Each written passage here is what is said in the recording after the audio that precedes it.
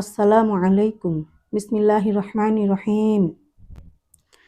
হুজুর সাল্লাল্লাহু আলাইহি ওয়াসাল্লাম ইরশাদ করিয়াছেন, জান্নাতে এমন মহলসমূহ রহিয়াছে, যাহা দেখিতে আয়নার মতো। উহার ভিতরের সমস্ত বস্তু বাহির হইতে দেখা যাইবে এবং ভিতর হইতে বাহিরের সমস্ত বস্তু দেখা যাইবে।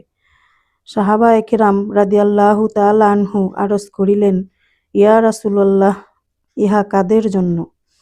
হুজুর সাল্লাল্লাহু আলাইহি ওয়াসাল্লাম বলিলেন, যাহারা উত্তম রূপে কথা বলে, অর্থাৎ তিক্ত চেহারা লইয়া মুখ বিকৃতি করিয়া কথা বলে না, লোকদের খানা খাওয়ায় এবং সর্বদা রোজা রাখে, আর রাত্রিতে এমন সময় তাহাজ্জুদ পড়ে যখন লোকেরা ঘুমাইয়া থাকে।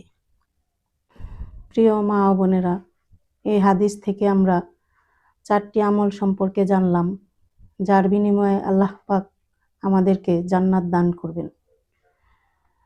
ইনশাআল্লাহ আমরা সবাই আমলগুলো ভালোভাবে করার চেষ্টা করব। আমরা সবাই আমলগুলো সব সময় করব। আল্লাহ পাক আমাদের সবাইকে আল্লাহর হুকুম, নবীর তরিকায় চলার তৌফিক দান করুক এবং হাদিসের মধ্যে পাওয়া আমলগুলো করার তৌফিক দান করুক। আমিন। আসসালামু আলাইকুম।